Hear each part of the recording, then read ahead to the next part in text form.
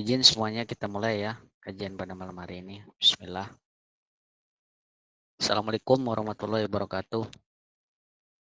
Asyhadu an la ilaha illallah, asyhadu anna Muhammadar Rasulullah, wala haula quwwata illa billah. Puji dan syukur mari kita sama-sama panjatkan kehadirat Allah Subhanahu wa taala yang mana atas rahmat dan karunia-Nya kita semua bisa hadir dalam kajian muamalah online rutin. Alhamdulillah pada malam hari ini kita masuk ke edisi yang ke-68.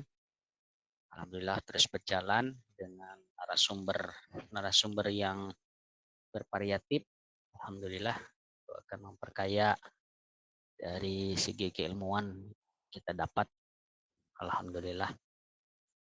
Pemateri pada malam hari ini itu MC kita, si kajian muamalah online, yaitu Sidi Ilham Mutakin. Beliau adalah Mutasib Pasar Muamalah Sukabumi dan sebagai owner Logam Mulia Sukabumi juga. Alhamdulillah beliau berkenan mengisi materi dengan tema kajian perkembangan dan dinamika pasar muamalah di Sukabumi. Yang terbaru adalah kita kolaborasi dengan Ramayana Department Store. Salawat dan salam semoga selalu tercurah kepada baginda Nabi Muhammad SAW, kepada keluarganya, para sahabatnya, para tabi'in, dan kita semua selaku umatnya. Semoga kita semua mendapatkan syafaat di lahir olehnya. Amin ya Allah ya Rabbal alamin. Yang terhormat Wajih Nurman selaku orang Sukabumi asli, dan beliau juga merupakan salah satu saksi ahli ketika pasar muamalah menimpa Amir James Saidi. Alhamdulillah beliau menyaksikan dengan mata dan kepalanya sendiri bahwa ketukan hakim yang soleh itu bisa memperkuat pergerakan dina dirham ini secara hukum positif di negeri Indonesia, dan sudah clear kita tidak ada masalah dengan hukum di negeri Indonesia tercinta ini. Yang terhormat narasumber itu Sidi Ilham, terima kasih atas kehadirannya, dan begitupun tuan-puan semuanya yang pada malam hari ini. Saya doakan mudah-mudahan semoga dalam lindungan Allah Subhanahu wa taala dan diberikan kesehatan serta panjang umur dan kelancaran rezeki. Baik, tanpa memperpanjang kalam, kita langsung saja saya serahkan kepada narasumber, yaitu Sidi Ilham Mutakin. Kepada beliau saya persilahkan. Silakan, Sidi. Ya, bismillahirrahmanirrahim. Assalamualaikum warahmatullahi wabarakatuh. Waalaikumsalam. Salatan wassalamun ala rasulillah. Allahumma salli ala sayyidina Muhammad wa ala ali sayyidina Muhammad. Puji syukur mari sama-sama kita aturkan kehadirat Allah. Salawat serta salam semoga selalu terlimpah curah kepada kekasih Allah, yakni Nabi besar Muhammad sallallahu alaihi wasallam. Baik, ini yang terhormat para wazir yang sudah hadir di sini, ada Wazir Indra, ada Wazir Nurman, juga tuan-puan yang lain. Jadi kita di edisi ke-68 ini sifatnya mungkin lebih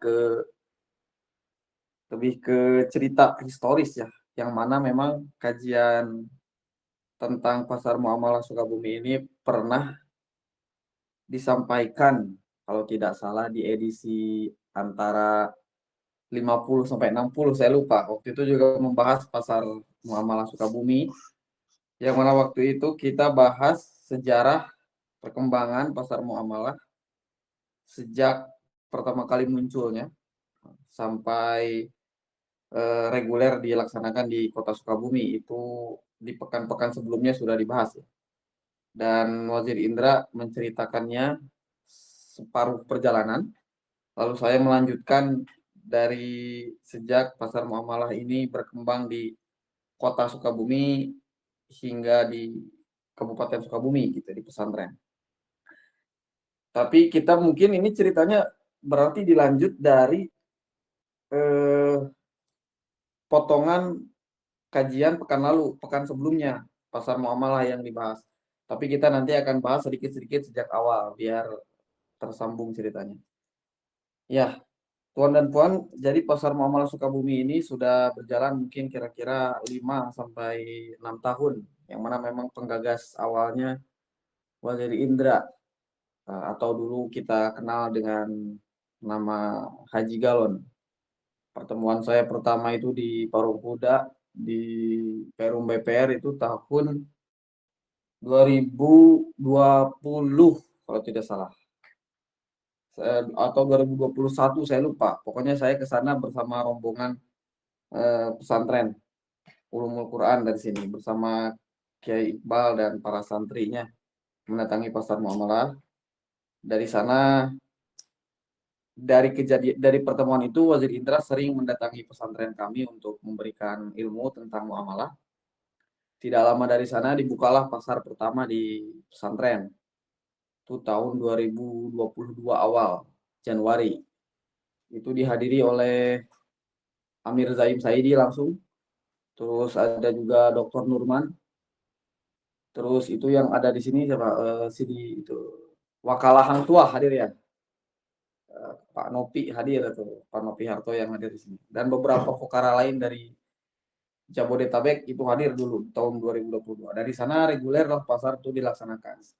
Mungkin seluk-beluknya sudah diceritakan di edisi sebelumnya, bagaimana pembentukan pasar di Parung Kuda bersama timnya Wazir Indra itu, Sri Kandi dari Parung Kuda itu.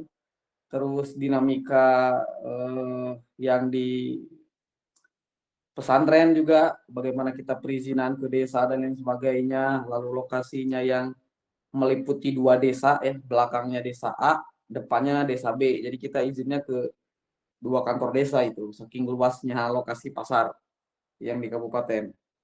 Itu sudah diceritakan semuanya di edisi sebelumnya. Ya mungkin nanti Wazir Indra boleh untuk spill sedikit. Jadi kita lanjut, jadi kita akan memulai dari pasar yang baru saja terlaksana, yakni kolaborasi dengan Ramayana Department Store. Nah, ini juga berjalannya spontan saja. Nah, kebetulan di sini juga ada Pak Asep, ini sudah hadir ya di tengah-tengah kita, Pak Asep Saipudin. Ini salah satu wasilah beliau bagaimana pasar di Ramayana itu terbentuk. Mungkin nanti Pak Asep juga akan memberikan ya sedikit ilmu kepada kita semua. Nanti juga Wazir Nurman, saya rasa wajib menyampaikan sesuatu. Ya karena beliau lah yang lebih paham ya, meskipun tidak di Sukabumi, tapi beliau itu orang Sukabumi dan mengikuti kegiatan pasar sejak awal. Ya. Parung Kuda hadir di mana di Kebon Pedas itu juga hadir juga. Jadi awalnya memang setelah Wazir Indra itu pindah hijrah ke Bogor, jadi pasar Sukabumi yang asalnya punya 3 titik, yaitu di Cicurug ya, sampai di sana ada 212 Mart, sebuah toko swalayan yang menerima dirham. Nah, full itu menerima dirham, semua produk yang ada di toko itu menerima dirham dan kita bisa bayar di kasir. Itu tuh 212 Mart Cicurug. Nah, terus Parung Kuda titik yang kedua, terus titik yang ketiga itu kota dan kabupaten Sukabumi. Itu dulu 3 tuh reguler, jadi setiap pekan. Jadi sebulan terselenggara 3 pasar. di kota Sukabumi. Itu ketika Wazir Indra masih di Sukabumi. Setelah Wazir Indra hijrah ke Bogor, tersisalah satu titik gitu. Cicurug vakum, Parung Kuda vakum ya karena singanya nggak ada di situ. Pindah ke Bogor. Sukabumi yang masih bertahan ya meskipun kerlap-kerlip lah ya megap-megap gitu tapi tetap berjalan meskipun pedagangnya 3 orang 4 orang kadang 2 orang tapi istiqomah reguler dilaksanakan di SMK Pelita YNH Pondok Pesantren Ma'had Ulumul Quran atau disingkat Ponpes Madu. Madu itu singkatan Ma'had Ulumul Quran. Juga kiainya bermadu begitu ya, istrinya 4. Jadi cocok nama madu itu disematkan. Akhirnya di Ponpes Madu itu reguler dilaksanakan setiap sebulan sekali. Dari situ saya punya seorang guru Pak Asep ya yang ada di sini yang beliau sering berkunjung ke pasar gitulah ketika pasar dilaksanakan karena memang pasarnya dilaksanakan di lingkungan sekolah begitu beliau mengajar di situ. Yang kebetulan beliau itu adalah pensiunan dari Ramayana. Nah, jadi beliau tuh orang nomor 1 lah di Ramayana sebelumnya. Nah, sekarang beliau sudah pensiun mengisi masa pensiunnya sebagai pengajar di SMK Pelita. Tapi meskipun sudah pensiun, Ramayana kalau ada apa-apa biasanya masih koordinasi dengan Pak Asep ini. Nah, Pak Asepnya ada di sini nih, sudah ada di ruangan. Mungkin nanti Pak Asep yang lebih bisa menjabarkan itu. Akhirnya kita sering ngobrol, sering mengaji bersama, sholat bersama, nyambunglah kita. Ketika saya sampaikan perihal muamalah ini, Pak Asep tidak banyak, pokoknya langsung menerima begitu, dengan kolbunya, dengan pikirannya secara sadar. Akhirnya kita berkomitmen untuk menyelenggarakan pasar di Ramayana Department Store Kota Sukabumi, yang memang tidak ujug-ujug ya, ada prosesnya ya, karena Ramayana itu kan perusahaan yang cukup besar sebenarnya, bukan perusahaan kecil ya, perusahaan besar. Jadi memang prosedurnya harus ditempuh. Ya, itu yang melaksanakan itu semua Pak Asep. Pak Asep yang ada di grup ini. Jadi saya hanya melaksanakan apa yang beliau arahkan. Misalnya, Kang Ilham tolong bikinkan proposal ya, saya buat. Kang Ilham tolong buatkan surat permohonan, saya buat. Selebihnya Pak Asep yang berkoordinasi dengan Ramayana dan itu pun tidak sehari 2 hari ya, kalau tidak salah 1 bulan lamanya. Ya mungkin di Ramayana ada obrolan atau apa menyesuaikan dengan program Ramayana dan lain sebagainya, itu saya kurang paham. Yang pasti pada akhirnya di ACC lah pasar untuk dilaksanakan di Ramayana. Itu benar-benar di Ramayana itu. Bahkan Pak Asep sempat bilang boleh-boleh saja di dalam gitu. Cuman untuk menarik perhatian banyak orang lebih baik di halamannya. Nah, di halamannya karena memang Ramayana Sukabumi itu diapit oleh 2 pasar. Pasar Pasundan, Pasar Gudang.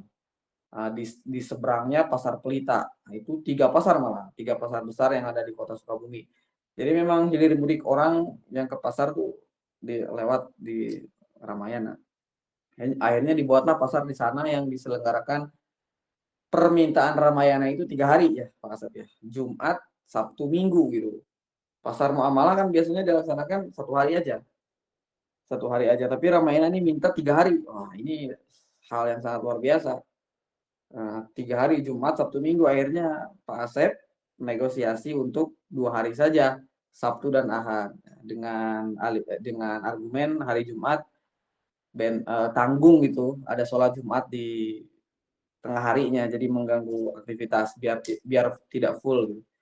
Akhirnya disetujuilah Sabtu dan Ahad waktu itu. Dilaksanakanlah tanggal 4 dan 5 Oktober. Itu baru 1 minggu yang lalu itu dilaksanakan. Dan alhamdulillah dihadiri oleh karavan dagang dari Bekasi, dari Bogor. Wazir Indra juga hadir di sana dan terselenggaralah pasar muamalah Sukabumi yang pertama. Jadi yang membuat unik adalah pasar ini selalu diupayakan di beberapa tempat. Jadi upaya untuk melaksanakan pasar itu diupayakan di beberapa tempat. Mungkin ini juga yang terjadi di beberapa daerah ya, di Bandung, mungkin di Jabodetabek, bisa jadi kan kita mencari diupayakanlah di beberapa masjid, misalnya di beberapa tempat umum untuk bisa terselenggaranya pasar muamalah. Nah, beberapa yang kita upayakan itu menolak pasar muamalah itu diadakan, terutama masjid-masjid ya. Kenapa kita datang ke masjid? Karena kita merasa masjid akan menerimanya, karena memang ini adalah syariat Islam, menegakkan rukun zakat, membantu fakir miskin, begitu ya, membantu juga para muzaki untuk menyalurkan hartanya, membantu para pedagang untuk melarisi dagangannya. Pokoknya semuanya diuntungkan dan ini syariat Islam. Maka kita sangat yakin ketika ini disodorkan ke masjid, masjid akan menerimanya. Nah, ternyata faktanya itu tidak.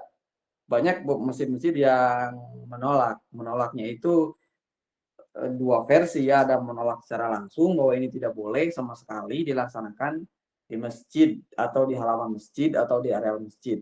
Ada juga yang menolaknya secara tidak langsung gitu, dengan mundur-mundur, dengan iya tapi tidak ada tindak lanjut. Nah, kita anggap itu sebagai sebuah penolakan juga. Ya mungkin ini terjadi di berbagai daerah termasuk di Kota Sukabumi yang kebetulan saya yang sebagai mutasibnya atau bagian ketertiban di pasarnya. Nah, tapi Ramayana ini menerimanya dan waktunya itu tidak lama, sangat spontan dan saya rasa jalannya mudah. Nah, itu mungkin karena efek dari Pak Asep, jadi Pak Asep efek namanya ini. Efek Pak Asep yang mana beliau pernah orang yang dihormati lah di Ramayana meskipun sudah tidak ada sangkut paut dengan Ramayana sekarang. Jadi sudah pensiun beliau. Tapi mungkin karena lama di Ramayana jadi akhirnya dipermudah. Tapi walau alam ya, itu bagaimana dinamika di Ramayananya itu Pak Asep yang tahu. Tapi pada akhirnya pasar terselenggara. Nah, itulah yang nampak di permukaan dan yang saya ketahui. Selesai dari sana, selesai Ramayana dilaksanakan, kemungkinan besar, tadi saya ngobrol siang sama Pak Asep di sekolah, bahwa Ramayana insya Allah akan reguler melaksanakannya. Ramayana Sukabumi maksudnya. Pasar muamalah ini setiap bulan. Karena yang dilaksanakan kemarin itu sebetulnya tidak sesuai dengan harapan. Karena memang tadinya ada beberapa penampilan dari siswa-siswa SMK Pelita, anak didik Pak Asep, anak didik saya juga. Ada penampilan marawis, misalnya ada penampilan baris berbaris untuk meramaikan pasar dan menarik perhatian banyak orang. Tadinya seperti itu, cuman bentrok dengan beberapa kegiatan sekolah. Nah, nanti karena respon Ramayana ini bagus setelah pasar itu diselenggarakan, mungkin nanti Pak Asep akan menyampaikan ya respon Ramayana setelah dilaksanakannya pasar pertama. Intinya insya Allah nanti reguler setiap bulan akan ada pasar di Ramayana dan tadi Pak Asep menyatakan kalau bisa di awal tanggal baru awal bulan dilaksanakannya seperti kemarin Oktober tuh. Nah, namun selain dari itu kemarin juga kita berkunjung ke masjid Sejuta Pemuda di Kota Sukabumi. Itu masjid sangat populer dan sangat terkenal. Tapi terkenalnya di luar Sukabumi. Kadang orang Sukabumi pun tidak tahu ada masjid Sejuta Pemuda di sana. Nah, tapi biasanya yang bertamu ke sana itu orang-orang luar kota. Bahkan donatur-donaturnya juga rata-rata dari luar pulau. Dari luar pulau. Nah, tapi itu masjid sangat luar biasa ya. Followersnya di Instagram sudah 1 juta lebih. Dan sekarang program-programnya bagus dan luar biasa lah. Pokoknya masjid itu harus seperti itu, selayaknya dan seharusnya. Nah, kita ke sana bersama rombongan karavan lalu berdiskusi juga dan di sana juga ada obrolan diperbolehkannya pasar muamalah Sukabumi untuk dilaksanakan di area Masjid Sejuta Pemuda. Bahkan Masjid Sejuta Pemuda mempersilahkan diadakannya kajian terlebih dahulu dia menyediakan ruangan ya, ruangan indoor maupun outdoor yang sangat luas begitu. Dan insya Allah ini nanti kita akan mengundang Amir Zaim Saidi dan Sultan Kacirebonan. Nanti Bu Sonia yang berkoordinasi dengan Sultan Kacirebonan. Ini rencana ke depan. Jadi yang saya bahas adalah pasar Sukabumi yang telah dilewati, yakni sejarahnya. Ini lahirnya di Parung Kuda ini, pasar Sukabumi ini. Parung Kuda, Cicurug, sampai akhirnya yang sedang terjadi, yaitu pasar Muamalah Sukabumi yang kolaborasi dengan Ramayana. Yang selanjutnya adalah agenda ke depan, yakni bekerja sama dengan Masjid Sejuta Pemuda. Jadi nanti kalau ini terlaksana akan ada 3 titik di Sukabumi. Yang pertama di Ramayana, ini sudah sangat bagus secara tempat strategis. Yang kedua di SMK Pelita yang reguler dilaksanakan, itu maksudnya 3 titik itu yang bisa dilaksanakan di mana saja nanti mobile. Dan yang selanjutnya masih rencana dan belum rampung itu di Masjid Sejuta Pemuda yang kebetulan ketua DKM-nya kenal lah, saya beberapa kali bertemu sebelum Masjid Sejuta Pemuda ini ada. Nah, gitu. Jadi saya mengenali beliau sebelum beliau menggagas atau membangun, mengembangkan Masjid Sejuta Pemuda. Nah, bagi yang belum tahu Masjid Sejuta Pemuda ini boleh dicek di Instagramnya. Ini sudah di media sosial sudah terkenal. Tapi di Sukabumi sendiri memang belum begitu mengenali orang, kecuali yang main medsos. Ya mungkin itu saja, karena saya hanya bercerita dan menyampaikan apa yang sudah terjadi, yang sedang terjadi, dan yang direncanakan, yang insya Allah juga itu akan terjadi. Mungkin lain-lainnya bisa ditambahkan nanti oleh Pak Asep, oleh Wazir Nurman, mungkin juga oleh Wazir Indra. Mungkin itu saja dari saya. Assalamualaikum warahmatullahi wabarakatuh. Silakan Wazir. Waalaikumsalam warahmatullahi wabarakatuh.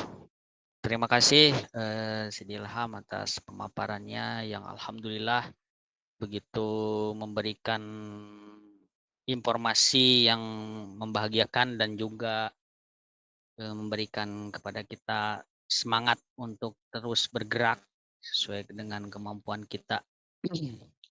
Baik, yang selanjutnya ya dimohon dengan segala hormat kepada Pak Asep Saipudin untuk menyampaikan pemaparannya. Silakan Pak Asep.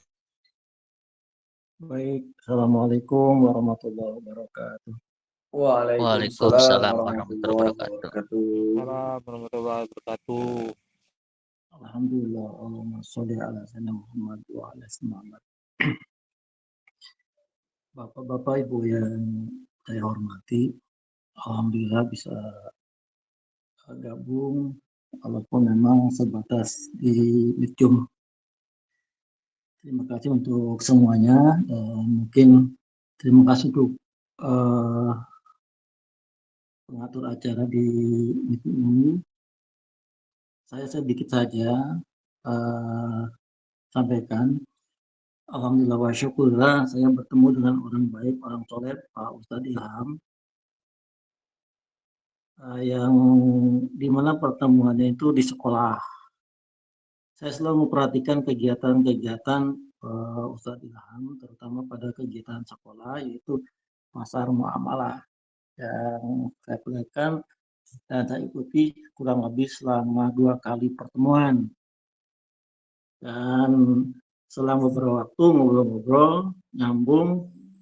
Nah, kebetulan waktu saya bekerja di Ramayana, bukan orang nomor 1, bukan, mau izin orang biasa saja, yang kebetulan di antara yang saya urus waktu bekerja itu masalah promosi, biasanya masalah promosi ekstern, yang diantaranya itu ngurus pameran UMKM ataupun kegiatan-kegiatan yang lainnya.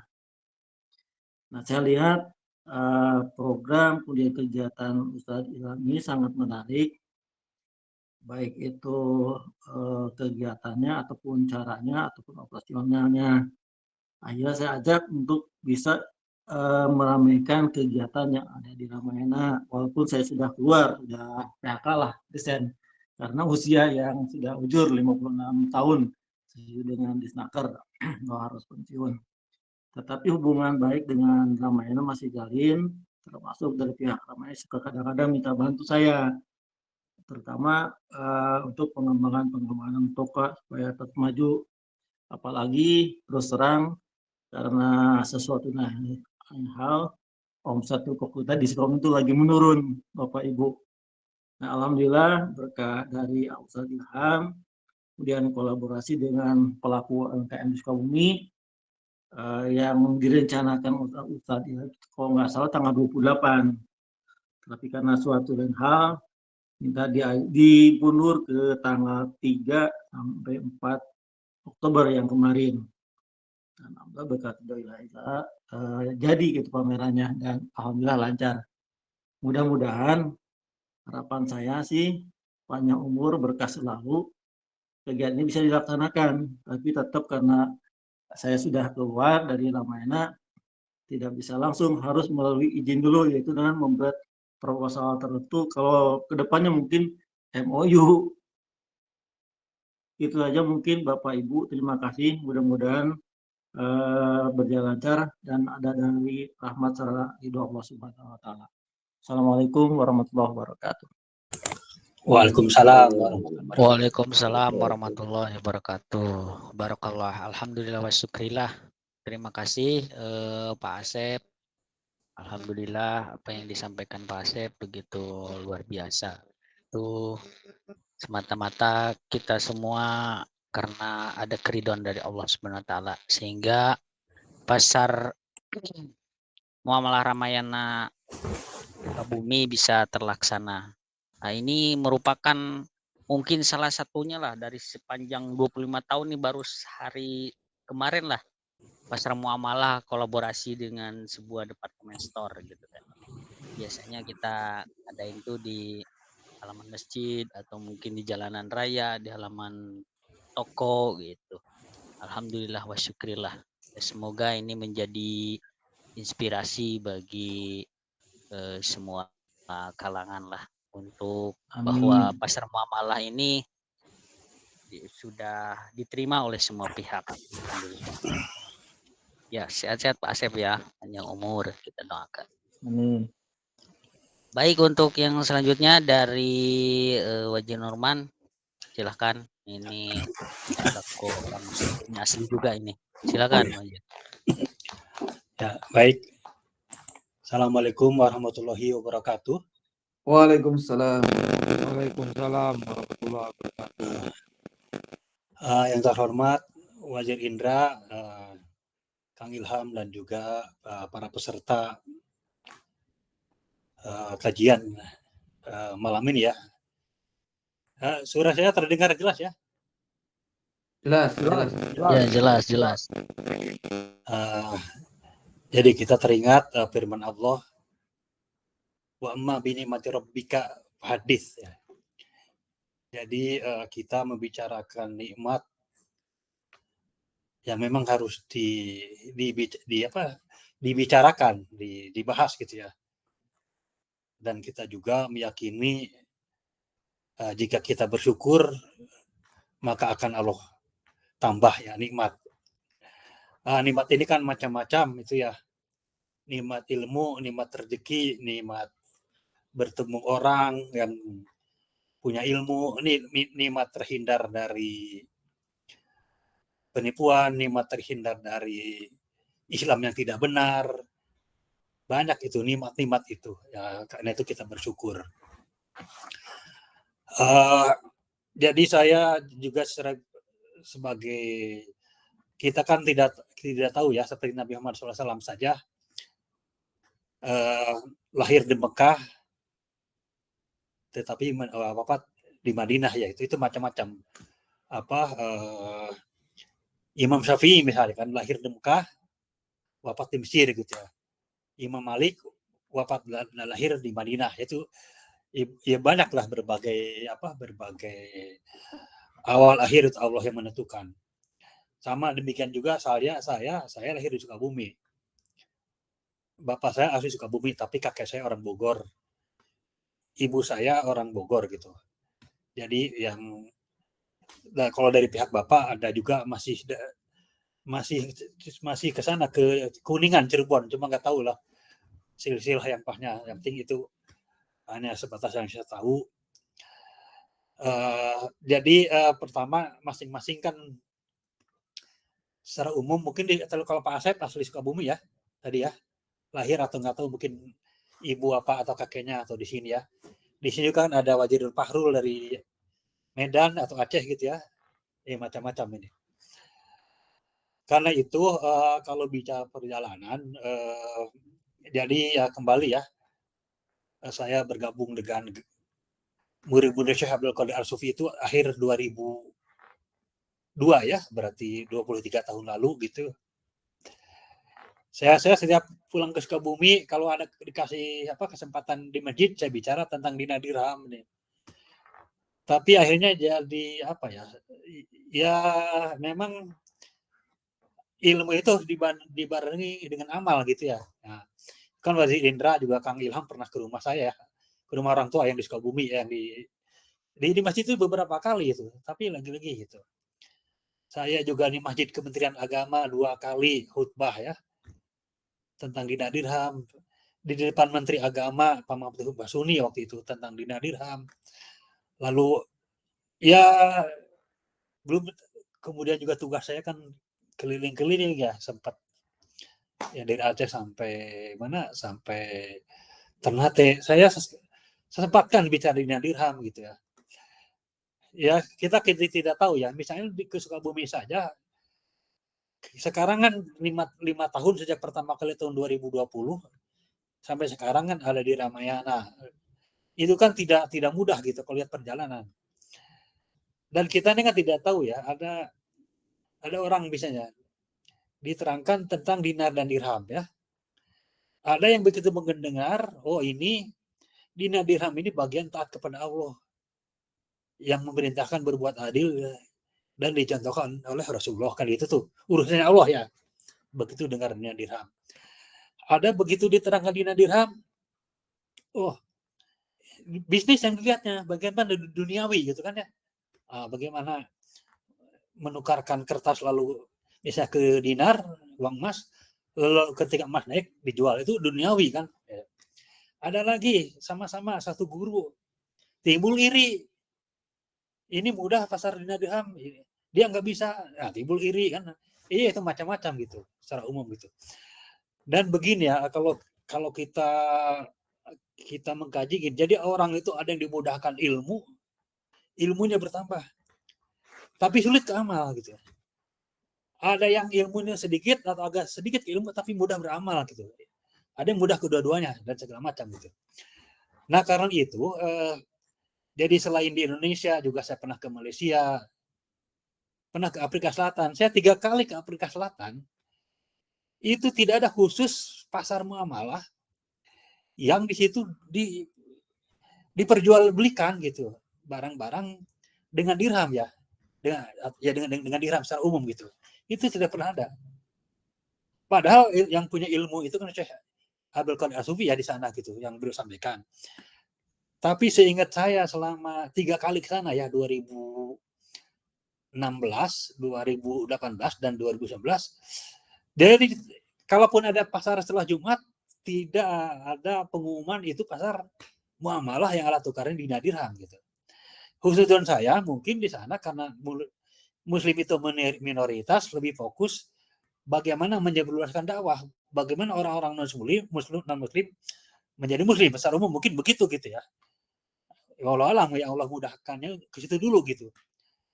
Nah, jadi karena itu saya membayangkan Syekh Abdul Qadir Al-Sufi itu kan udah 50 tahunan bicara dinar dirham di buku dan sebagainya gitu. Dan tampaknya yang dipermudah mengamalkan itu lewat Amir Jaim gitu. Ya, lewat Amir Jaim di sini di Indonesia. Saya kan udah kemana-mana dari Aceh, Medan, udah ke mana, Tanjung Pinang, ke mana, ke Sulawesi Selatan, ke Ternate gitu. Nah, model di sana ya, tadi kembali ke Afrika Selatan. Kalaupun ada sifatnya individu gitu. Misalnya saya ada kenalan kan di Afrika Selatan. Dia punya buku, saya bawa dirham ke sana. Oh, saya tuker ya buku atau madu dengan dirham saja. Tapi sifatnya individual, bukan pasar gitu. Nah, karena itu dengan misalnya di Sukabumi ini kan tidak mudah juga. Jadi awalnya itu Amir Jaim itu pernah diundang oleh orang Sukabumi yang tertarik ke Dina Dirham gitu ya. Awalnya lewat medsos. Itu jauh-jauh Amir Jaim, waktu itu saya ikut Amir Jaim, juga ada Kang Abdul Rahman itu. Udah macet, kayaknya tahu-tahu di Masjid Sukabumi itu sudah sedikit, udah gitu kayak mengelabui Amir Jaim gitu. Dulu tuh ada cara kajiannya tuh di sana di Gedung Juang 45 tuh ya, di dekat Lapang Merdeka itu ya. Jadi gitu. Tapi kan kita tidak tahu ya. Ketika kita misalnya ada sedikit ilmu tentang dina dirham, tentang riba, tentang jual beli, lalu kita sampaikan ke orang, ya kan kewajiban kita menyampaikan gitu. Walaupun orang berubah tidak, itu udah urusan Allah kan gitu. Karena kan macam-macam tadi ya, orang mengerti dina dirham tapi untuk bisnis dan sebagainya gitu. Nah, jadi ini kembali ke pengalaman di Sukabumi yang disyukuri gitu ya. Nah, karena itu juga, karena nanti kan mungkin tiap-tiap daerah masing-masing punya pemahaman tentang sejarah daerahnya sendiri, karakter daerahnya sendiri, bagaimana kondisi penduduk di daerah sendiri-sendiri itu masing-masing ya, misalnya Bu Onya di Cirebon gitu ya, dan di daerah lain gitu. Nah, kayak di Sukabumi misalnya, di Sukabumi itu kan dulu itu banyaknya yang menggerakkan itu memang pendatang gitu ya. Kayak Ki Ahmad Sanusi Sukabumi itu yang ulama Gunung Puyuh. Beliau itu bapaknya saja orang Tasikmalaya. Masih nyambung ke Syekh Abdul Muhyi Pamijahan gitu ya. Baru Ajangan Sanusi yang lahir di Sukabumi gitu. Itu seperti itu gitu. Nah, karena itu ini juga alhamdulillah ya disyukuri Wajid Indra juga Kang Ilham ya. 5 tahun lalu kan di Parung Kuda ya, saya sempat datang ya Kang Indra ya. Waktu masih COVID tahun 2020 ya. Baru sekali 2 kali. Iya. Ya. Tahu Amir Jaim ditangkap ya kan baru kali 2 kali ya, atau 2020 ya. Setahun kemudian Amir Jaim ditangkap itu 3 bulan gitu ya. Padahal balik sedang semangatnya ini. Wadi Indra ya, 2020 saya juga datang. Iya, betul. Ya, setahun kemudian Amir Jaim ditangkap gitu. Tapi rupanya kan hanya 3 bulan, bahkan jadi kan di persidangan juga tadi Wadi Indra sudah menyampaikan saya ikut jadi saksi ahli. Nah, intinya kan begini. Ini kan bisa disyukuri. Sekarang misalnya kan yang menyerukan gerakan kembali ke dinar dirham atau ke dinar saja itu kan itu banyak gitu. Tapi kalau kita ada argumen kalau yang gerakan penggunaan kembali dinar dirham dan fulus melalui Amir Jaim ini kita sudah lolos dari Pengadilan Negeri Depok hingga ke Mahkamah Konstitusi gitu ya. Nah itu tuh. Ya, jadi sekarang mudah sekali ya. Jadi kita bicara dinar dirham itu ya tinggal itu aja ikuti argumen-argumen waktu di Pengadilan Depok gitu. Nah, balik konteks Sukabumi ya, disyukuri juga misalnya dalam perkembangannya lewat Bu Onya, juga Mas Jenal Mas Duki ya, di Cirebon, Sultan Cirebon, Kecirebonan, kan latarnya ilmu ekonomi gitu ya. Sekarang juga Pak Syafuddin dulu di Ramayana, sekarang mungkin di sana ya, di guru gitu ya. Nah, jadi di sisi lain Kang Ilham juga guru Al-Quran gitu ya. Dan jadi kalau di Sukabumi itu akan bisa menjelaskan ketika di Dina Dirham itu kan banyak disebut di Quran, di hadis, dan di kitab kuning. Ya misalnya gini, di Sukabumi kan masih banyak mengaji takrib, itu ya, Kang Ilham ya, takrib atau pasti korib kan di situ. Ya barang nanti bisa saja disebarkan. Jadi ketika nanti Kiai di Sukabumi menerangkan Dina Dirham yang ada di kitab kuning itu, terutama di takrib gitu ya, itu enak kalau Dina Dirham itu memang dirham lah terutama ya, ini dirhamnya gitu. Ini nukud itu kan dinar dirham, emas perak, atau fulus, ini koin tembaganya. Lalu diterangkan itu. Saya juga pribadi kalau dengan bapak saya kan ngajar kitab kuning juga, cuma hanya dialog-dialog aja gitu. Ya lagi-lagi kan tidak ada pasar gitu. Itu ini kan alhamdulillah ya. Untuk di Sukabumi dari mulai di kampung di Parung Kuda kan itu di perumahan agak sisi itu ya, Wajib Indah ya. Lalu di pesantren Mahad Al-Quran di Kebon Pedes kan kesebut hutan itu ya. Nah, lalu sekarang bisa di kota. Madinah ya kota itu kan kalau bahasa Arab itu di kota gitu. Dan kita jaga. Jadi bicara dinar dirham itu kan tidak hanya dinar dirham benda, bicara kita sendiri sebagai penjual dan pembeli gitu ya. Kan Nabi Muhammad SAW saja beliau setelah ditinggalkan oleh pamannya itu ya, oleh kakeknya gitu ya.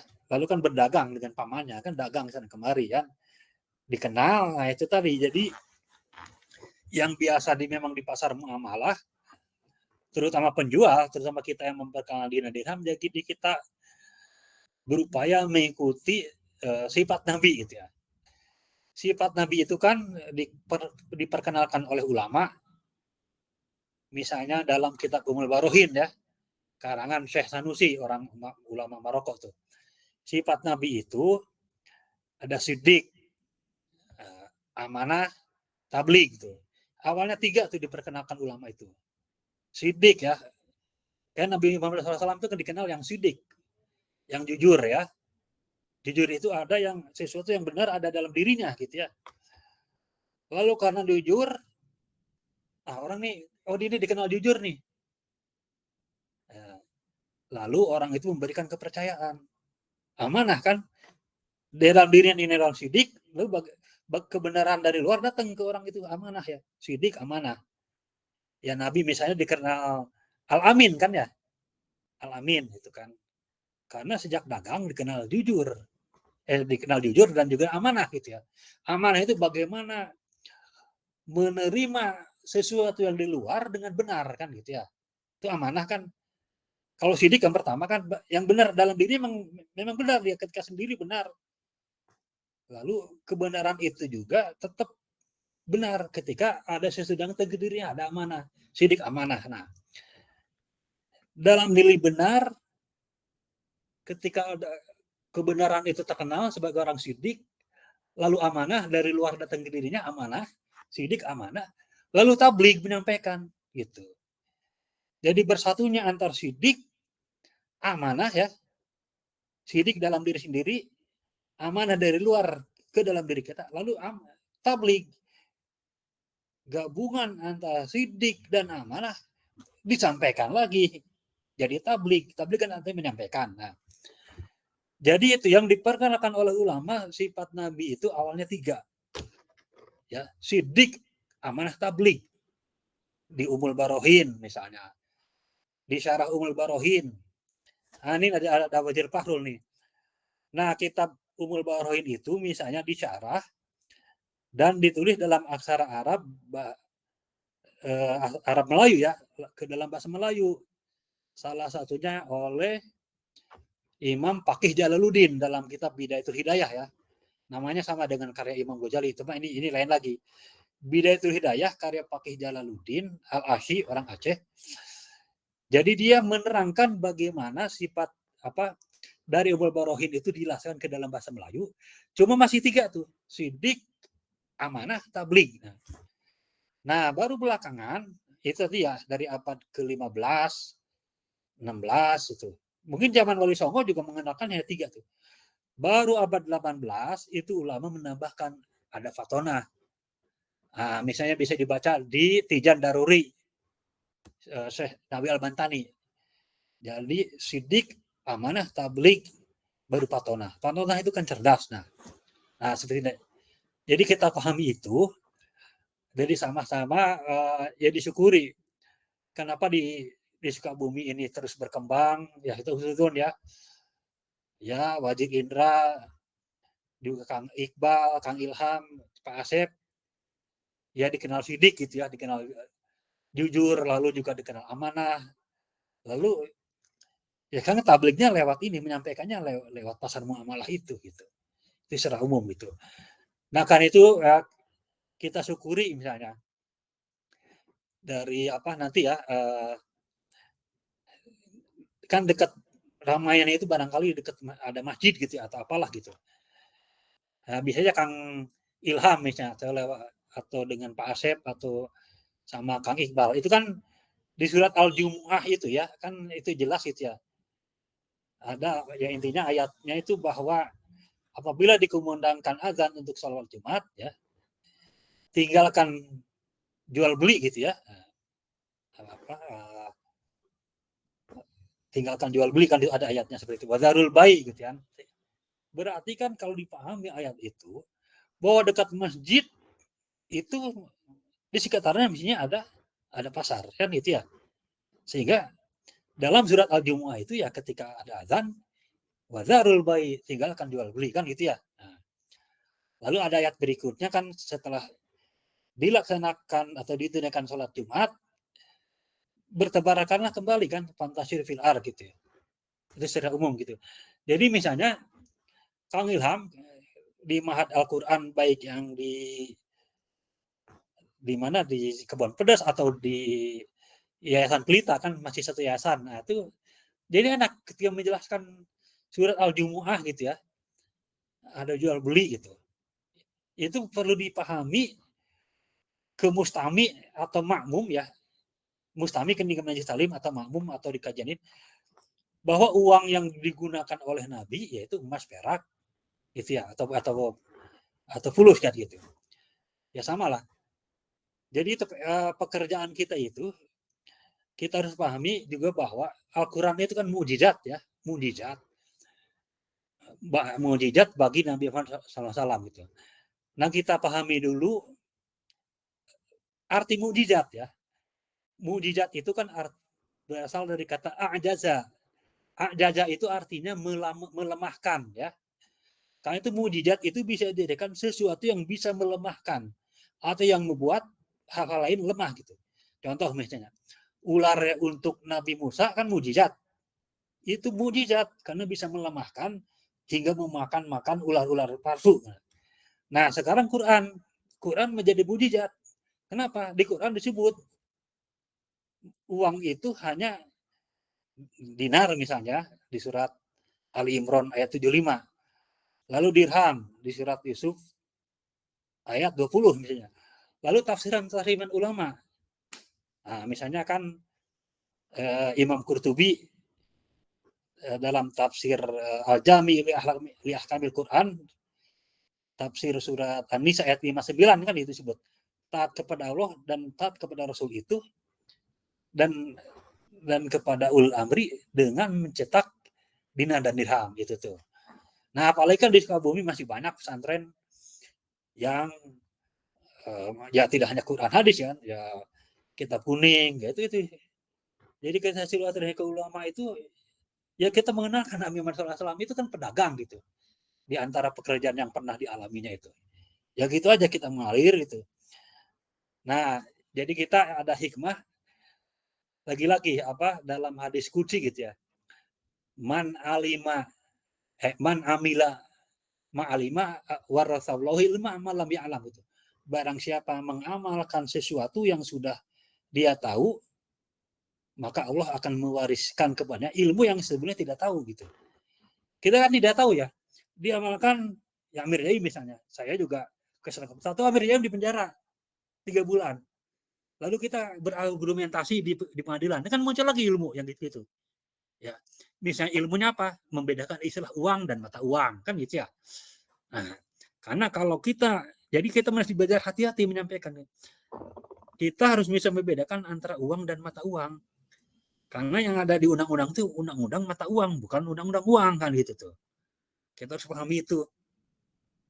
Jadi dengan dinar dirham yang melalui otoritas Amir Jaim ini kita sudah lewat pengadilan, dari pengadilan tingkat kota Depok sampai ke Mahkamah Konstitusi gitu. Kita disyukuri gitu.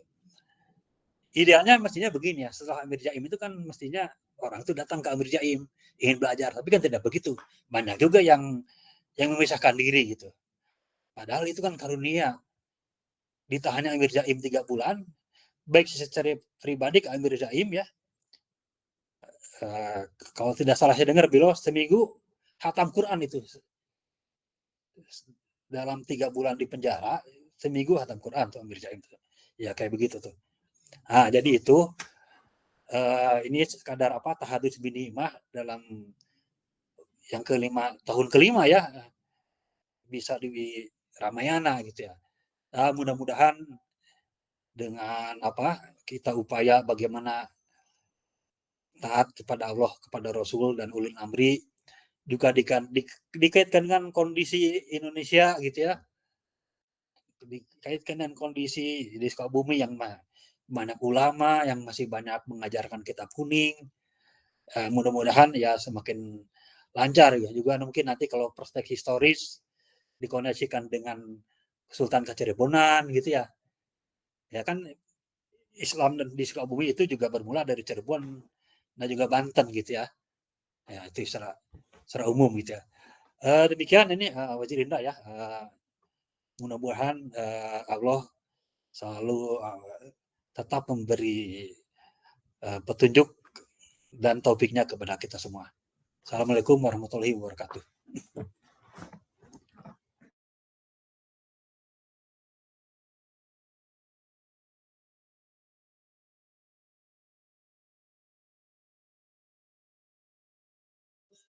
Baik, alhamdulillah wa syukrillah. Terima kasih Wajih Nurman yang telah memaparkan begitu panjang, dan beliau adalah waktu dulu waktu saya lagi di Pasar Parung Kuda, beliau berkenan hadir di Pasar Parung Kuda itu.